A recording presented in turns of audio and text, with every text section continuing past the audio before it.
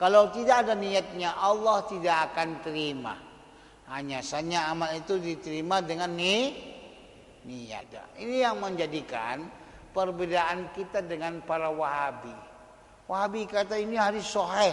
Benar hadis sahih.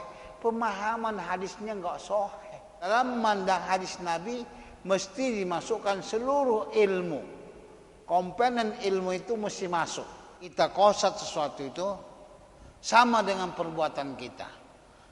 Kita qasadkan untuk salat, sama niatnya itu dengan perbuatan Allahu Akbar. Pada kalimat Allah sampai bar. Jangan hanya gara-gara nak masukkan qasad ini kepanjangan. Allahu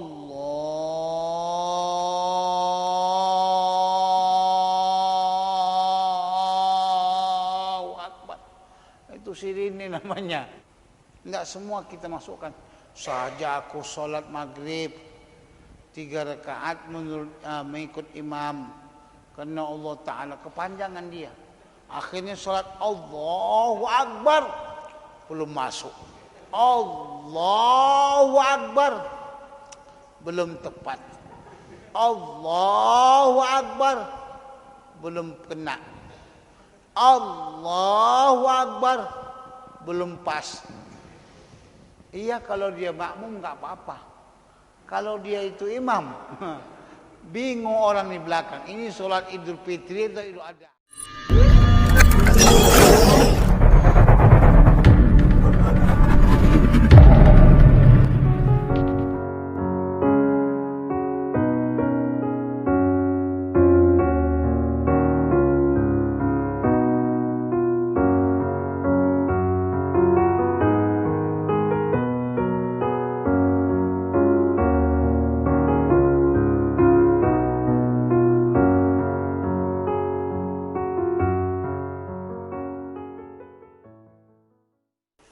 Assalamualaikum warahmatullahi wabarakatuh.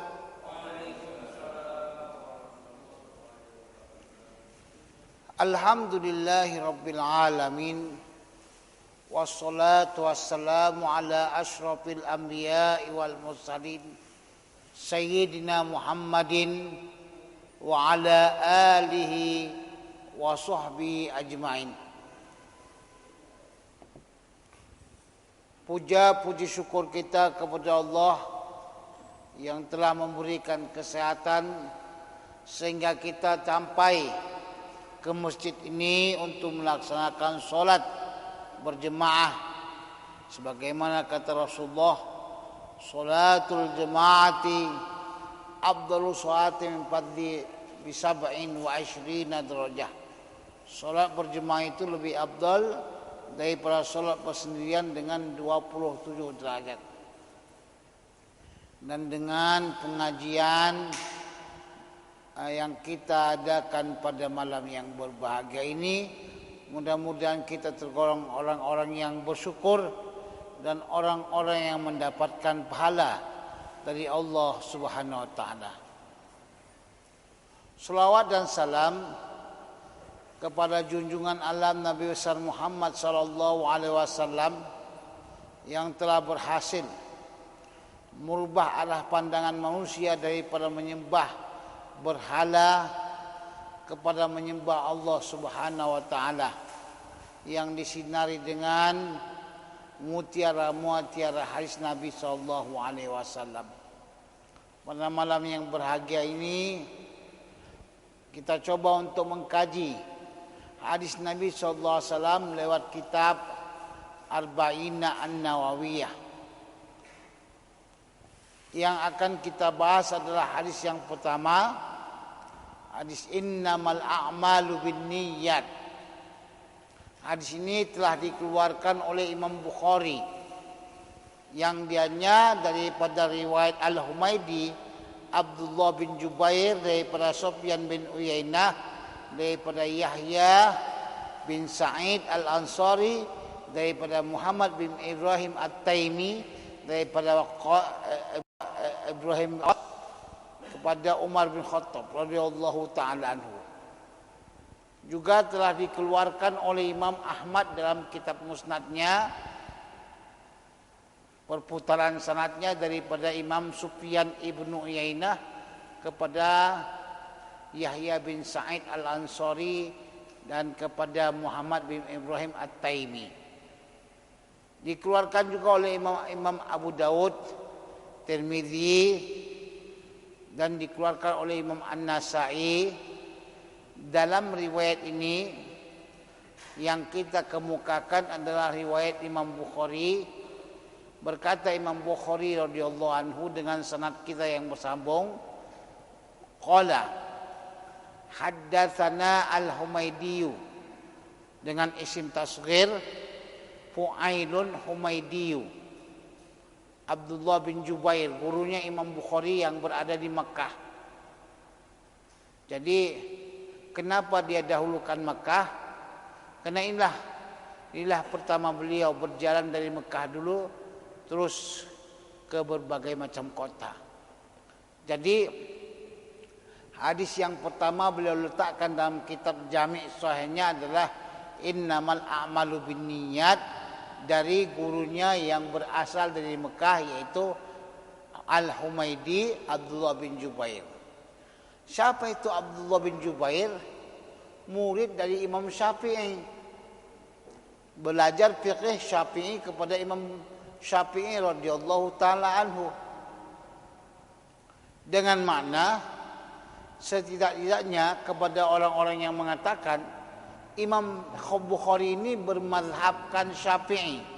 Makanya Imam Tajuddin As-Subki, Al-Hafiz As-Subki memasukkan beliau dikategorikan menjadi ahli mazhab Syafi'i dalam kitabnya Tabaqatus Syafi'iyah Kubra dari Abdullah bin Jubair Al-Humaydi. Perkara-perkara periwayatan daripada fiqh Syafi'iyah beliau ambil dan beliau kutip daripada gurunya Abdullah bin Jubair Al-Humaydi. Jelas kita mengetahui siapa saja yang ulama ahli hadis itu bermadhab. Walaupun kendati mereka itu adalah orang-orang yang mujtahid mutlak. Tapi mujtahid mutlak tidak secara mustaqil. Mujtahid mutlak tetap masih lagi berpegangkan dengan mazhab Syafi'i. Kalau kita melihat dari tarajim itu terbagi kepada 3 bagian. Terjemah itu terbagi kepada 3 bagian. Yang pertama, terjemah adalah perubahan bahasa dari satu bahasa kepada bahasa yang lain, seperti bahasa Arab kepada Indonesia. Ini namanya terjemah. Yang kedua, bab-bab yang ada pada kitab Sahih Bukhari disebut dengan terjemah. Jika kita amati bab-bab yang terdiri daripada Sahih Bukhari itu, kita akan mengetahui kedudukan fikih Imam Al-Bukhari. Imam Al-Bukhari itu bermadhabkan Syafi'i lewat daripada gurunya Abdullah bin Jubair Al-Humaydi. Walaupun di kalangan madhab dan kalangan ulama muhaddisin mengatakan beliau itu adalah mujtahid, tapi tetap beliau adalah mujtahid mutlak ghairu mustaqil. Karena banyak menggunakan dalil-dalil yang digunakan oleh Imam Syafi'i radhiyallahu taala anhu, makanya dia tetap dikatakan bermadzhab Syafi'i, dimasukkan oleh Al-Hafiz Tajuddin As-Subki dalam kitabnya Tabaqatus Syafi'iyah Kubra. Inilah alasannya kenapa beliau dimasukkan di dalam Tabaqatus Syafi'iyah Al-Kubra. Karena beliau mengambil mazhab Syafi'i itu daripada Abdullah bin Jubair. Ya. Jadi kesimpulannya adalah Abdullah bin Jubair ini orang yang sangat terpercaya. Orang yang sangat terpercaya, derajatnya thiqah, orangnya sangat hafal dan mengambil langsung daripada Sufyan bin Uyainah. Kenapa Imam Bukhari radhiyallahu taala anhu tidak menyebutkan Imam Syafi'i atau tidak memasukkan Imam Syafi'i dalam kitab Sahih Bukhari-nya. Di kalangan para muhaddisin mereka lebih mencenderung untuk memilih sanad yang lebih dekat atau lebih ali, yang dikatakan ali wa in qallat rijalhu ala wa didduhu dzakallazi qad nazala. Kalau sekiranya jumlah periwayat itu sedikit, itu dikatakan ali, tinggi. Jadi Imam Bukhari dengan rata-rata periwayatannya kepada Abdullah bin Jubair akan menjadi tinggi. Abdullah bin Jubair langsung kepada Sufyan bin Uyainah. Sementara kalau sekiranya Imam Bukhari membuatkan Imam Syafi'i, maka akan nazil, akan turun sanad tersebut. Sebab muhaddisin lebih suka dengan sanad yang ali. Makanya dia tidak memasukkan Imam Syafi'i dalam kitab Al-Bukhari-nya. Nah, Abdullah bin Jubair Al-Humaidi itu mengambil hadis kepada Sufyan bin Uyainah. Siapa Sufyan bin Uyainah? Sufyan bin Uyainah ini yang dikatakan kalaulah tidak kena Sufyan bin Uyainah, niscaya akan hilang ilmu Hijaz. Karena kealiman beliau dan ketinggian sanad beliau menjadikan beliau adalah pemuka muhaddisin pada masanya. Imam Abu Ishaq Al-Hawih pernah datang bersama Imam Ahmad bin Hanbal ke Makkah Al-Mukarramah. Imam Syafi'i, beliau datang kepada Imam Syafi'i, sementara Rahwiyah datang kepada Imam Sufyan bin Uyainah. Dia kata, kenapa kamu datang kepada Imam Syafi'i sementara dia masih muda dan sanadnya itu nazil? Dia kata, kalau sekiranya hilanglah keahlian, ketinggian daripada ilmu sanad, niscaya akan kita jumpai lagi sanad yang lainnya. Tapi kalau hilanglah akal seseorang, macam akal orang ini, begitu hebatnya Imam Syafi'i, maka niscaya hilanglah semuanya. Ini yang membuatkan Imam Ahmad bin Hanbal selalu berdoa untuk Imam Syafi'i radhiyallahu taala anhu. Jadi Abdullah bin Jubair mengambil kepada Sufyan bin Uyainah, sementara Sufyan bin Uyainah ini mengambil hadisnya dari Yahya bin Sa'id Al-Ansari. Di sinilah tempat perputaran sanad. Kalau kita katakan telah dikeluarkan Imam Malik dalam kitab Muwatta, Malik itu meriwayatkan daripada Yahya bin Sa'id Al-Ansari.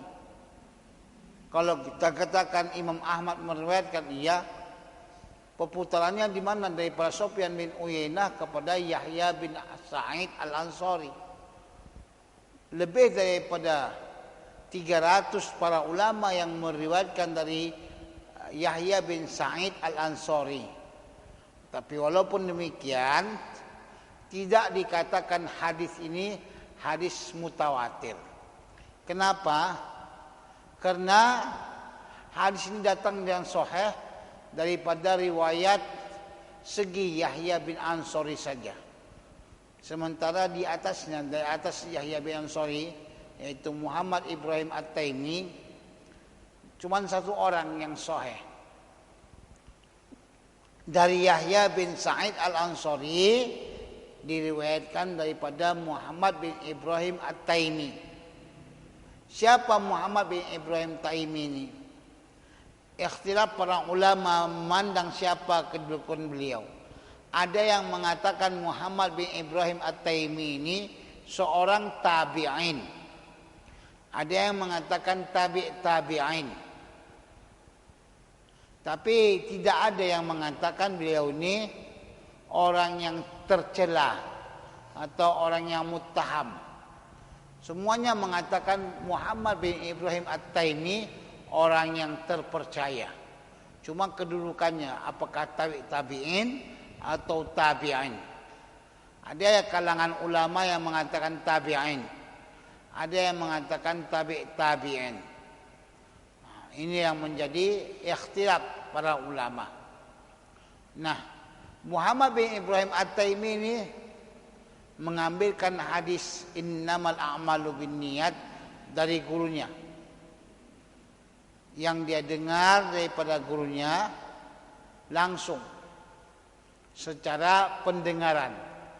Qala haddatsana, dia kata haddatsana, saya dengarkan daripada gurunya yang sangat masyhur, yang dikhilafkan ulama apakah tabi'in atau tabi'in juga.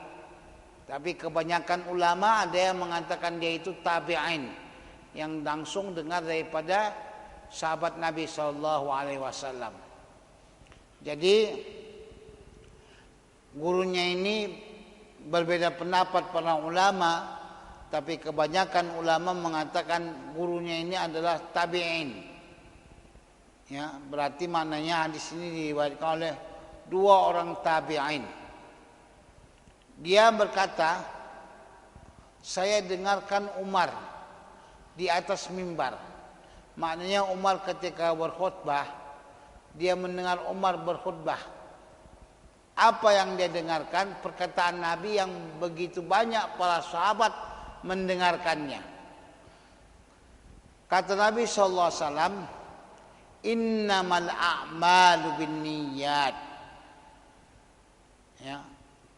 Innamal a'malu binniyat. Berkata Umar bin Khattab radhiyallahu taala anhu, innamal a'malu binniyat. Kita semua tahu siapa itu Umar. Seorang yang begitu tak gentar dengan berbagai macam kebatilan, kejahatan. Orang yang betul-betul benar, digelar dengan Abu Hafsin dan digelar dengan Amirul Mukminina fil hadis. Beliaulah orang yang pertama kali digelar dengan Amirul Mukminin. Sebelumnya dikatakan khalifah. Abu Bakar dikatakan khalifah. Kenapa dikatakan khalifah? Bukan karena dia itu HTI, Ibu Tahrir. Bukan ingin buatkan kekhalifahan, bukan. Khalifah orang yang menggantikan.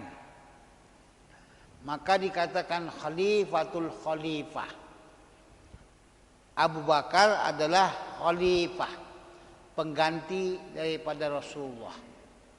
Maka kala Abu Bakar meninggal dunia, disebutkanlah kepada Umar khalifatul khalifah, pengganti dari pengganti Rasulullah. Terlalu panjang.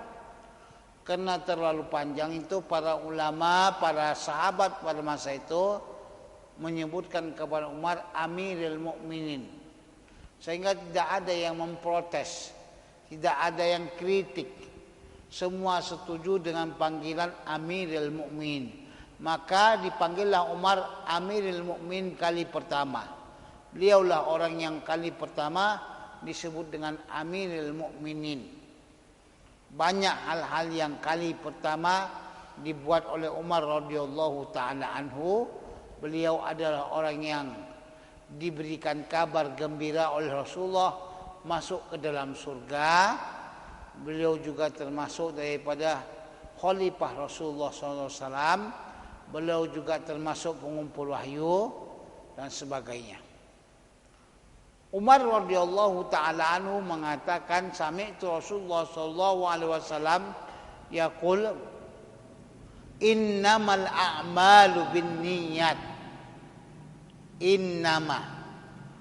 Inna ditaukid dalam segi nahunya untuk mengkuatkan sesungguhnya. Ketika inna dimasukkan ma menjadi hasri, membataskan makna dengan makna hanya saja. Jadi dibataskannya segala daripada amal itu mesti dengan niat.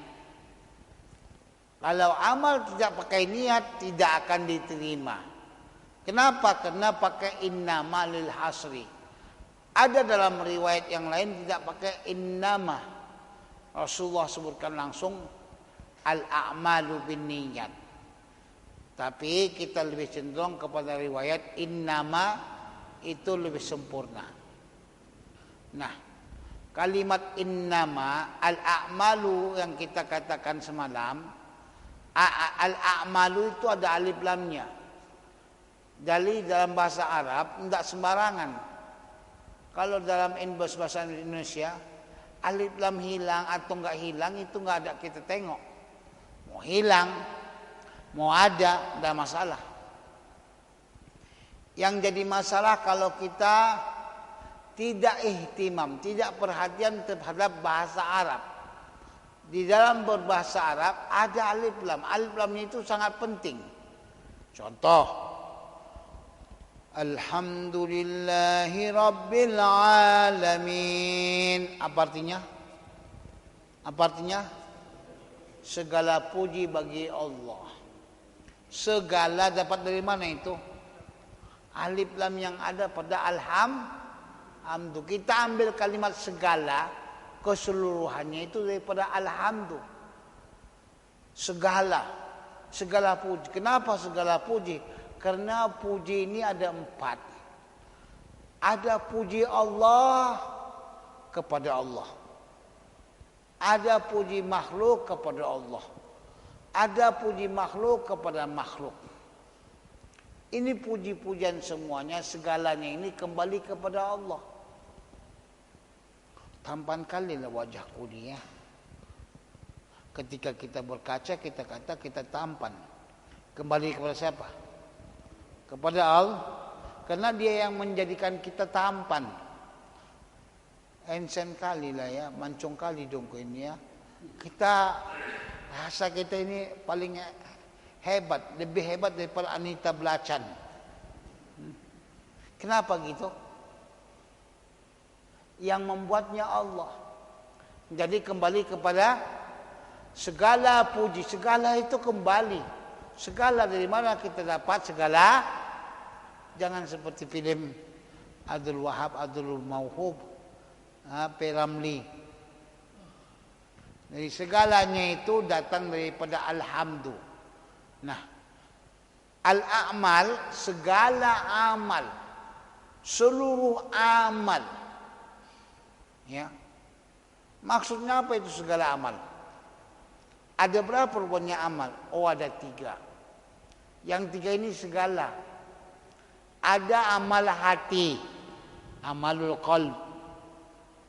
Ada amal lisan. Ada amal arkan, anggota tubuh. Kalau saya berzikir, la ilaha illallah, la ilaha illallah, amal apa itu? Maka dia berhajat kepada ikhlas, berhajat kepada niat.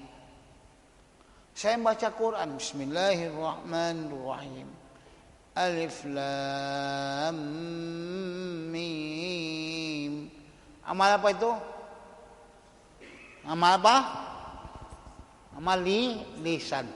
Berhajat kepada niat.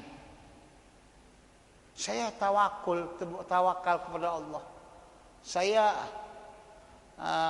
bersifatkan ridha dengan Allah. Amal apa itu? Hati. Maka dia berhajat kepada niat. Dan niat itu mesti ikhlas. Jadi seluruh amal yang kita laksanakan itu mesti bersangkut paut dengan niat. Mau sholat jadi, mau berzakat jadi, mau laksanakan sholat berjemaah di masjid jadi, mau berkorban jadi. Yang penting ada niat. Jadi seluruh amal. Imam Syafi'i radhiyallahu anhu mengatakan ada 7 bab fikih yang masuk kepada hadis innamal a'malu binniyat.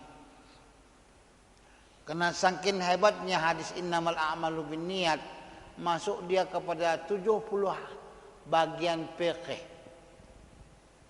Ya. Maka itu 3 amal ini mesti kalau tidak ada niatnya, Allah tidak akan terima. Hanya saja amal itu diterima dengan niat. Makanya innamal a'malu, sesungguhnya amal. Kenapa demikian? Kita tidak mau mengartikan bahasa hadis dengan tekstual saja. Kita nggak tahu memahami hadis itu dengan tekstual saja, dengan kalimat saja. Tapi kita memahami hadis Nabi itu dengan kalimat-kalimat atau huruf yang ada. Ya. Dengan adanya huruf, dengan adanya perbedaan antara kalimat dengan huruf, membuat para ulama berbeda. Ini yang menjadikan perbedaan kita dengan para Wahabi. Wahabi kata ini hadis sahih, benar hadis sahih, pemahaman hadisnya enggak sahih. Yang jadi masalah pemahaman hadis, karena yang berbicara itu siapa? Yang bicara hadis itu siapa? Rasulullah. Rasulullah itu orang Arab. Maka gunakanlah bahasa Arab dengan sebaiknya. Masukkan usul fikihnya, masukkan nahunya, masukkan sorobnya, balaghahnya, supaya paham kita dengan sebenar-benarnya. Ini yang dituntut dalam memahami hadis Nabi SAW. Kok repot begitu? Iya begitu. Beda dengan orang yang alim dan orang yang bodoh. Dalam memandang hadis Nabi mesti dimasukkan seluruh ilmu. Komponen ilmu itu mesti masuk. Makanya tadi itu seperti al-amal, segala amal, seluruhnya. Mau apa saja daripada amal kita yang baik dia lisan atau kalbi atau dianya itu daripada arkan anggota tubuh, mesti berhajat kepada niat. Ya, al-a'mal. Innamal a'malu bin niyat. Dalam satu riwayat disebutkan dengan jamak bin niyat.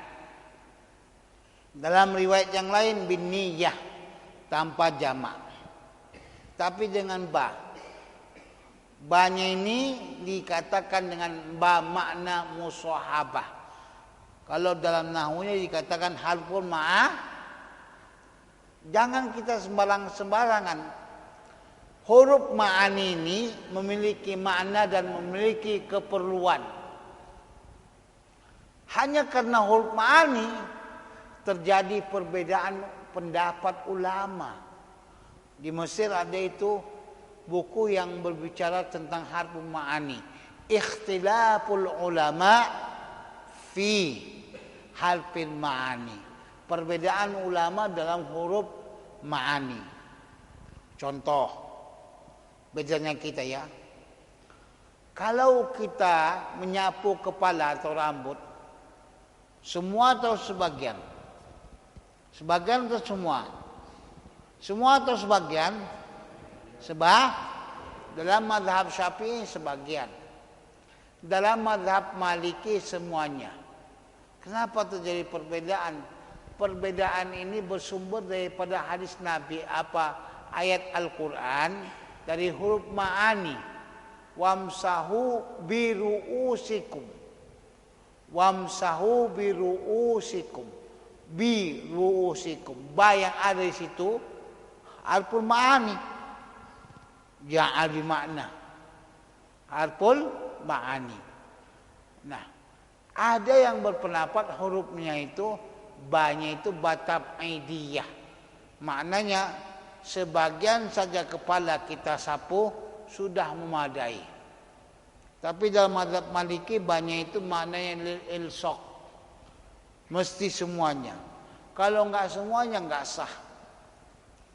Ini terjadi pendapat perbedaan antara ulama fuqaha. Dalam apa? Dalam memandang ayat Al-Quran yang disebabkan oleh harful ma'ah. Jadi enggak sembarangan huruf itu. Ada dengan tiadanya tetap dipandang. Enggak seperti kita bahasa Indonesia. Ya, kalau terpotong-potong boleh. Tapi kalau bahasa Arab itu enggak sembarangan. Nah, biru'usikum jadi pendapat perbedaan ulama hanya karena harful ma'ani. Demikian juga dengan bin niyat. Ba yang ada pada kalimat bin niyat itu diartikan musahabah. Contoh ya, ba yang diartikan dengan sebab, sababiyah. Mata Amrun bisikin. Amar mati disebabkan oleh pisau. Banyak itu sababiyah. Mata Amrun bigharqin. Mati Amar karena dia tenggelam. Ba sababiyah. Ada ba tab'idiyah. Sebagian yang kita artikan dengan sebagian. Ada ba-nya itu artinya musahabah. Nah ini tadi innamal a'malu binniyat. Itu binniyat ba-nya itu musahabah. Apa pengertian ba musahabah? Ba bersamaan. Kalau tidak bersamaan tidak sah. Maksudnya bagaimana? Perbuatan dengan niat itu mesti sama. Jangan tidak sama. Kalau tidak sama tidak sah. Ketika kita mengatakan Allahu Akbar, niat yang kita masukkan dari mulai hamzah yang ada pada Allah, ro yang ada pada kalimat akbar. Habis. Jangan dahulu, jangan kebelakangan. Kalau dahulu bukan niat namanya. Kalau kebelakangan bukan niat namanya. Mesti bersamaan. Karena definisi niat para ulama sebutkan dalam baik dia itu adalah syarah daripada kitab fikih Syafi'i yang paling kecilnya sampai paling besarnya. Mereka sebutkan qasdu syai'in muqtarinan bil fi'li. Qasdu syai', mengqasad sesuatu bersamaan dengan perbuatan. Kita qasad sesuatu itu sama dengan perbuatan kita. Ketika kita qasadkan untuk salat, sama niatnya itu dengan perbuatan Allahu Akbar. Pada kalimat Allah sampai bar. Jangan hanya gara-gara nak masukkan qasad ini kepanjangan.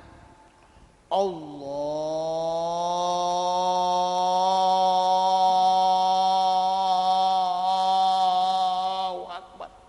Itu siri ini namanya. Siri pernah melihat begitu. Dia baru belajar niat. Tidak mesti begitu. Yang dimasukkan tuh qasad, ta'in, ta'rid. Tidak semua kita masukkan. Saja aku solat maghrib 3 rakaat mengikut imam. Karena Allah Ta'ala kepanjangan dia.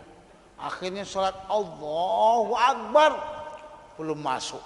Allahu Akbar. Belum tepat. Allahu Akbar. Belum kena. Allahu Akbar. Belum pas. Iya kalau dia makmum enggak apa-apa. Kalau dia itu imam, bingung orang di belakang. Ini sholat Idul Fitri atau Idul Adha. Nah, ini karena tidak dibiasakan makna daripada mengqasad sesuatu ya bersamaan dengan perbuatan. Jadi banyak itu maknanya makna musahabah. Makna musahabah apa? Bersamaan. Tuan kalau enggak bersamaan niatnya enggak sah.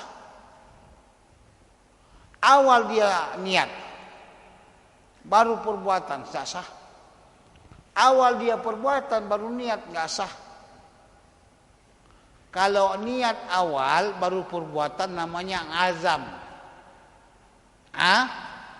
Azam. Niatnya awal dulu, baru perbuatan, azam namanya. Anggap yang diterima itu mesti bersamaan. Itulah maknanya daripada bin niyah. Ya. Ada yang dikeluarkan, ya ada. Kan enggak ada yang dikeluarkan, ada. Yang dikeluarkan seperti apa? Seperti puasa. Kalau kita puasa, boleh kita itu berniat yang penting malam sebelum pelaksanaan ibadah puasa. Jangan berniat pas lagi udah datang fajar baru kita berniat. Udah terang fajar baru berniat, enggak sah. Mesti berniat sebelum datang fajar. Kalau ada sholat tarawih kan itu selalu. Inusyamun rahimakumullah katanya kan. Tapi enggak mesti. Enggak mesti di situ kita berniat. Asalkan datang maghrib sudah datanglah waktu niat. Kenapa? Karena datang waktu malam. Tempat niat itu waktu malam sampai sebelum subuh. Ya. Rasulullah SAW bersabda, "Malam yubaitin niyah, fala siyamalah."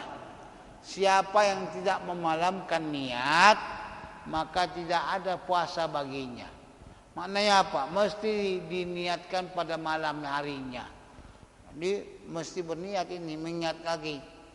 Asalkan kentung, makan dia, habis makan dia baru berniat nawaitu.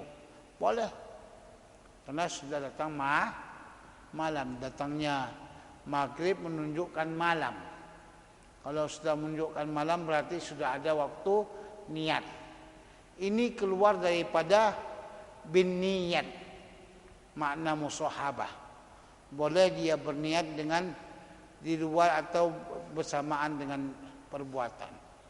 Contoh, di malam hari dia itu buat projek. Dia punya istri baru. Istri apa? Istri biasanya kalau punya istri baru menggairahkan ya. Apalagi bulan Ramadan, Masya Allah.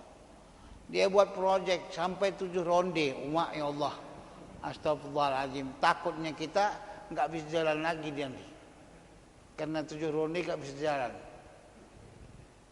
Sudah dia 7 ronde, baru berniat dia saja aku puasa besok hari karena Allah Subhanahu Wa Taala.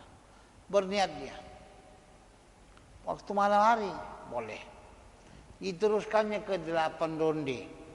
Jadi karena katanya hajar jahanam. Pakai hajar jahanam. Dibuatnya 8 ronde. Sampai subuh. Dahsyatnya sampai subuh. Dah sampai subuh baru teringat dia puasa. Bolehkah diteruskan? Boleh. Kenapa? Karena niat puasanya tadi itu berada sebelum datangnya fajar. Karena menjatuhkan niat itu pada waktu sebelum fajar. Ya. Jadi ini yang dikecualikan oleh para ulama, oleh Rasulullah Shallallahu Alaihi Wasallam. Lainnya niat itu mesti bersamaan. Dalam segala hal mesti berhajat kepada niat. Mau sholat, mau berzakat, mau puasa, mau berkorban, mau sholat berjemaah, mau imam, mau apa semuanya mesti sholatnya mesti berniat. Nah, ini yang saya ingin ingatkan kembali kepada hadirin. Banyak yang lupa. Kenapa saya ingatkan? Karena banyak yang lupa, maka perlu diingatkan. Sholat berjemaah. Sholat berjemaah itu hukumnya apa? Apa hukumnya? Ustaz, Pak, hukumnya ada 3 kan? Yang kita ambil sekarang sunnahnya. Jadi sholat berjemaah itu karena kata Rasulullah, sholatul jemaati afdalu min sholatil fardhi bi 27 darajah. Sholat berjemaah itu lebih afdal daripada sholat bersendirian. Berarti sah. Ya, sah sendirian. Cuman lebih afdal dia sholat berjemaah dengan 25 derajat atau 27 derajat. Oke, itu hukumnya apa? Sunnah. Kecuali Jumat. Sholat Jumat itu hukumnya itu berjemaah wajib. Sang imam yang berdiri di shaf itu mesti mengingatkan imaman. Imam yang ada di shaf mesti dia niatkan dia imam pada awalnya. Kalau tidak dikatakannya dia imam, maka batallah sholatnya. Demikian juga makmum. Ketika makmum ikut imam, dari awal dia telah berniat makmuman lillahi ta'ala. Kenapa? Karena ibadahnya itu wajib. Sholat Jumat itu berjemaah hukumnya wajib. Jadi kalau ada imam batal sholatnya. Pas lagi bacaannya ginilah, stroke dia umpamanya kan. Ghairil maghdubi alaihim waladdallin. Tiba-tiba stroke, jatuh, mati. Yang di belakangnya itu yang mau menjadikan dia, yang akan menggantikan dia. Enggak sah. Kalau dia sholat Jumat mesti dilaksanakan lagi awal lagi. Dari awal. Kenapa? Karena berjemaah itu wajib. Itu sholat Jumat. Tapi kalau sholat berjemaah maghrib, zuhur, asar, kalau stroke atau apa saja yang terjadi, boleh makmumnya langsung menggantikan imam. Makanya yang di belakang imam ini mesti faqih, mesti alim. Jangan nanti ya Allahu Akbar, imamnya batal, pergi ngambil uduk, dia tengok aja gini. Itu lucu namanya. Dia tengok aja imamnya. Dan yang menggantikan itu enggak mesti berdiri di tempat terlebih dahulu dibandingkan dengan makmum yang lainnya. Walaupun posisinya dalam keadaan sama dengan makmum yang lainnya, tapi dia lebih awal daripada yang lainnya. Allahu Akbar katanya. Dan jadi makmum itu yang mau menggantikan bukan pakai asal-asal pakai serban, udah dikatakan pakai. Asal dia pakai lobe dah dikatakan pakai. Belum tentu. Belum tentu lagi orang yang memakai pakaian itu pakai. Ini pernah kejadian sama saya. Di depan saya itu orang pakai serban, ini mungkin pakai nih. Saya guit, enggak belakang. Saya guit, enggak ke belakang. Bodoh betul jadi orang. Tapi hati-hati loh Pak. Yang mengguit-guit itu ya. Yang mengguit, terasa badan kita diguit-guit. Terasa badan kita guit-guit. Mundur kita ke belakang, rupanya yang guitnya itu jin. Kenapa? Karena orang sudah enggak ada lagi sholat jemaah. Ya. Jadi makanya yang di belakang itu mesti faqih. Jadi yang dikatakan dengan faqih, dia mesti paham dengan hukum sholat. Jangan dia, oh itu ustaz itu baru pulang dari haji. Jangan dari itu patokan kita faqihnya. Asalkan pulang dari haji, faqih dah. Tidak, ini pernah kejadian orang. Surah yang pertama hal sabbihisma rabbikal a'la, surah kedua hal ataka. Tiba-tiba kentut. Suaranya kecil, enggak kedengaran. Kepalanya pening kepala, macam mana ini ya? Dalam bab apa ini ya? Bagaimana supaya orang di belakang tahu saya sudah batal? Pikir punya pikir, baru terbuka pikiran dia, jendela terbuka. Nampak jendela terbuka, lompat dia dari jendela.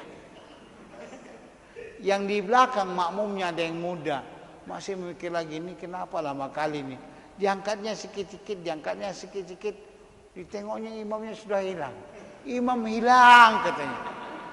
Nah, itu kejadiannya itu.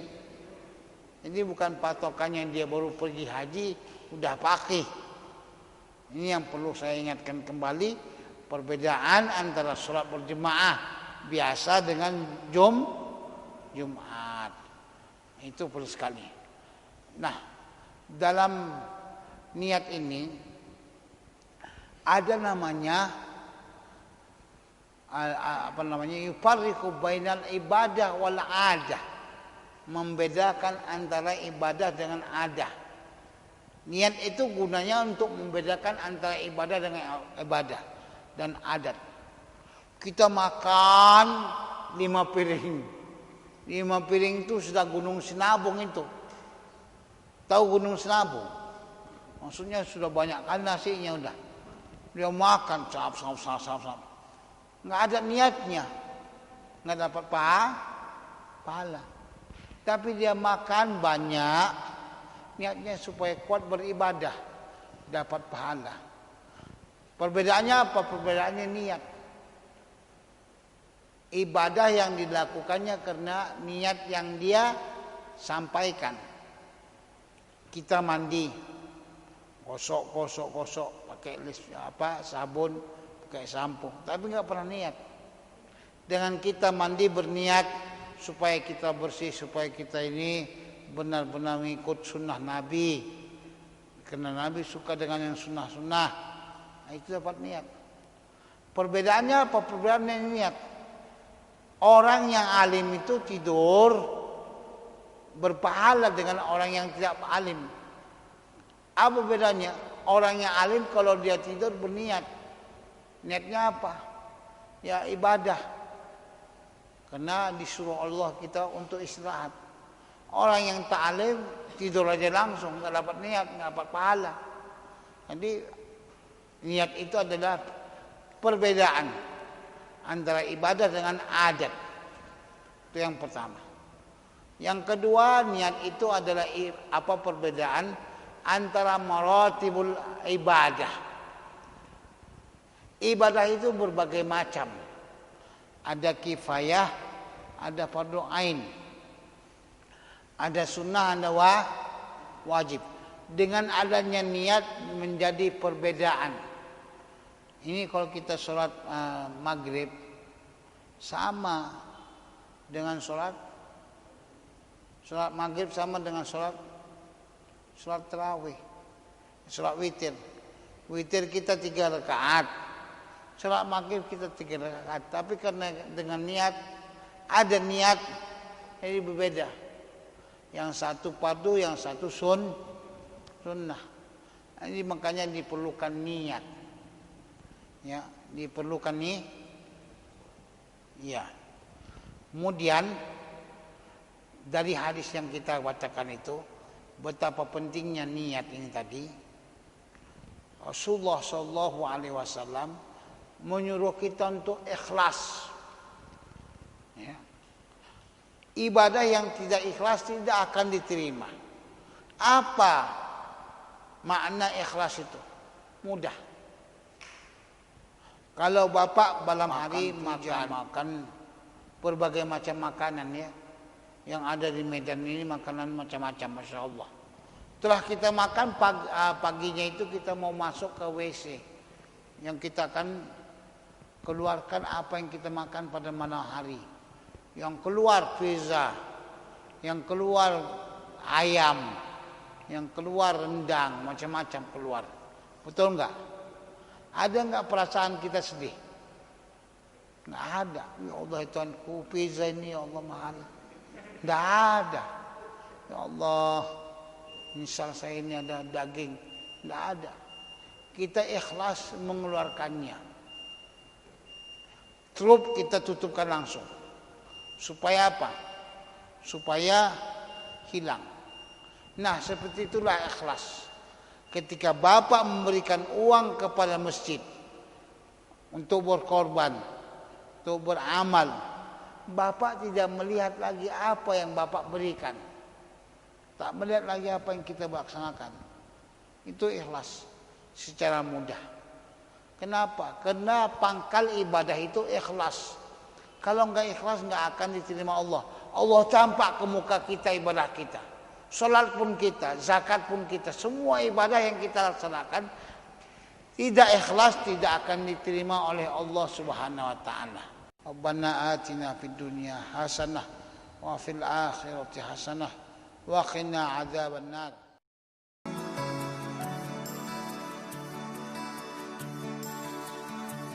Alangkah indah orang bersedekah, dekat dengan Allah, dekat dengan surga. Takkan berkurang harta yang sedekah, akan bertambah akan bertambah.